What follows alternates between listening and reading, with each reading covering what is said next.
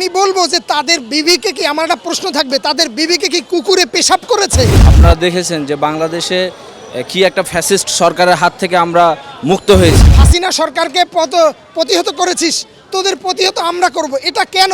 ছাত্রদের রক্তের মাধ্যমে ছাত্ররা গুলি খেয়েছে, ছাত্ররা বৈষম্য বিরোধী আন্দোলনের প্রথম থেকেই তারা যে ন্যায্য দাবি তুলেছিল, সেই দাবিতে তারা সরকারের পতন ঘটিয়েছে।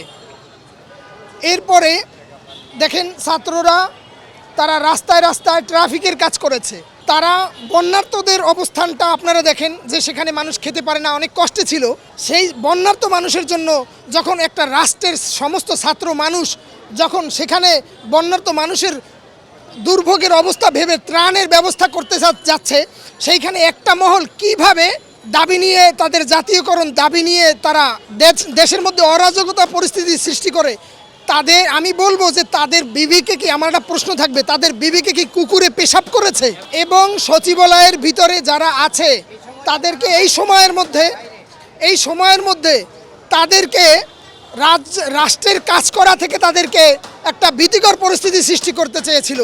তারা আবার এগুলো কেন হচ্ছে, আমার এটা আইনের আওতার মধ্যে আনতে হবে এবং এ নিয়ে একটা তদন্ত কমিটি গঠন করে যে এটা কি ষড়যন্ত্র কিনা। এবং আমি দেখলাম যে কালকে অনেক ছাত্রদেরকে হাত তুলেছে, আহত করেছে এবং অনেকে এই রকমের এত বড় দুঃসাহস কারা, এবং সেখানে নাকি রাজনৈতিক বক্তব্য দেওয়া হয়েছে যে তোরা সরকারকে হাসিনা সরকারকে প্রতিহত করেছিস, তোদের প্রতিহত আমরা করব। এটা কেন? যেখানে এত বড় একটা ট্র্যাজেডি চলতেছে বন্যার্ত মানুষের জন্য, সেখানে আনসারটা মানেটা কি? সাহায্যকারী। তারা এই মুহূর্তে যে কাজটা করেছে এটা খুবই দুঃখজনক। দেশের জন্য কাজ করতেছে, ট্রাফিক দিয়েছে, অসুস্থ হয়ে পড়েছে এবং মানুষও যেখানে প্রতিদিন এত কষ্ট করতেছে, সেখানে তারা এই দাবিটা নিয়ে দেশের মধ্যে অরাজক পরিস্থিতি সৃষ্টি করে এবং তারা ঘোলা জলে মাছ শিকার করা ছাড়া আর কিছুই না। এদেরকে বিচারের আওতায় এনে হয়তো আমি বর্তমান সরকারকে বলবো এদেরকে নিষিদ্ধ করতে হবে এবং যারা উস্কানিমূলক দিয়ে যারা এই অরাজকতা সৃষ্টি করেছে তাদেরকে আইনের আওতায় আনতেই হবে।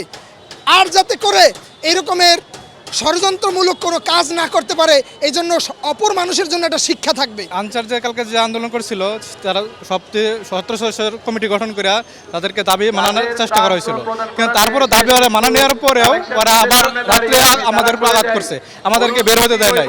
বের না হতে দেয় পরে সমন্বয়কারীরা গেছে, পরে ছাত্ররা আমাদের উদ্ধার করতে গেছে, পরে ছাত্রদের উপর উল্টা ওরা আঘাত করছে।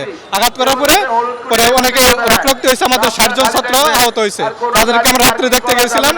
পরে 5জন হলো অনেক অসুস্থ, বেশি অসুস্থ, তার মধ্যে আরেকজন আমাদের সমন্বয়কারী আছে, তারা অসুস্থ। কিন্তু এটাও তাদের কোনো যুক্তিসম্মত হয় নাই, কারণ আন্দোলন মানানোর পরে যে আমাদের সচিবালয় ঘেরাও করলো এটা কোনো ঠিক হয় নাই। কারণ আমাদের বেরোতে 5টা গেটে আমাদের বন্ধ করে দিয়েছিল, এটা কোনো কথা হইলো? কারণ আমাদের দাবি বলছে যে সবকে মানার কথা বলা হয়েছে, তারপরে এই কাজটা করা ঠিক হয় না। তাদেরকে যারা এই কাজ করছে তারা শাস্তিমূলক আশঙ্কা করতেছে, তাদের শাস্তি দরকার। আমরা রাত্রে 60 জনের মতো হয়েছিল, রাত্রে আমি দেখতে গেছিলাম, তখন 60 জন ছিল। 5 জন গুরুতর অবস্থা আইসিইউতে ভর্তি, 5 জন আইসিইউতে ভর্তি ছিল। আমরা তখন ভিতরে ছিলাম, ঠিক আছে, আমরা দেখছি গুলি শব্দ পাইছি, কিন্তু আমরা দেখতে পারিনি, কিন্তু ইট পাক্কেল খালি মারছে এটা দেখতে পারছি, কিন্তু আমরা তখন ভিতরে ছিলাম। আমরা তো তখন ভিতরে, যখন গন্ডগোল শেষ তখন আমাদের সেনাবাহিনী আমাদেরকে ভিতরে থেকে উদ্ধার করছে। মানে ইন্ডিয়ারও কিছু লোক ছিল, কিন্তু তার বলতেছে আমাদের ছাত্রের উপরে সব হামলা করছে। আমি শুনছি যে বলতেছে এটা মার, এরা ছাত্র আমাদের শেখ হাসিনারে করেছে, এটা বলছে। হ্যাঁ, এখানে অন্য কোনো গ্রুপও, এখানে আনসার শুধু আনসাররা ছিল জড়িত না, এখানে অন্য গ্রুপও কাজ করছে এখানে।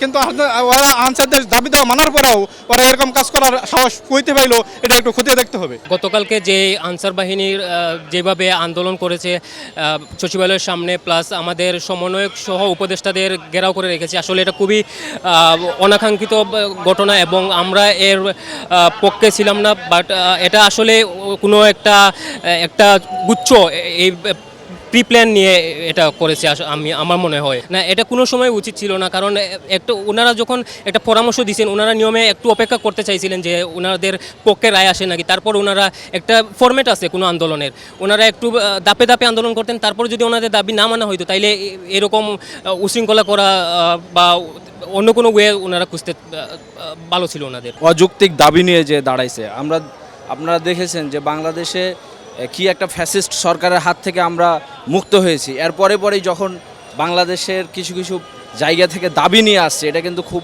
অযৌক্তিক এখন এই মুহূর্তে।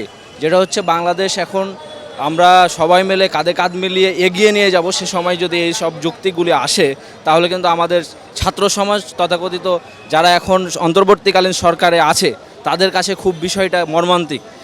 কালকে যে আনসার বাহিনীরা অযৌক্তিকভাবে যে দাবিগুলো নিয়ে এসেছে সেই দাবিগুলো এখন তাদের কাম্য নয়, কারণ তারা যে দাবিগুলো নিয়ে আসছে এটা হচ্ছে বাংলাদেশ বিরোধী হয়ে যায়। কারণ এই সময়ে এই দাবিগুলো আমরা ছাত্র সমাজ মেনে নিতে পারি না। এই ছাত্র সমাজ রক্ত দিয়ে যে স্বাধীন করেছে, তার মধ্যে যেই সাধারণ জনতা আমরা কাঁধে কাঁধ মিলিয়ে ইনশাল্লাহ সামনে বাংলাদেশকে নতুন বাংলাদেশ হিসাবে দেখতে চাই। সেই এখন যে দাবিগুলো আসছে সেটা আমরা এই মুহূর্তে চাচ্ছি না, পরবর্তী সময়ে আস্তে আস্তে যে দাবিগুলো আসবে ইনশাল্লাহ নতুন বাংলাদেশ গড়ে তুলব আমরা।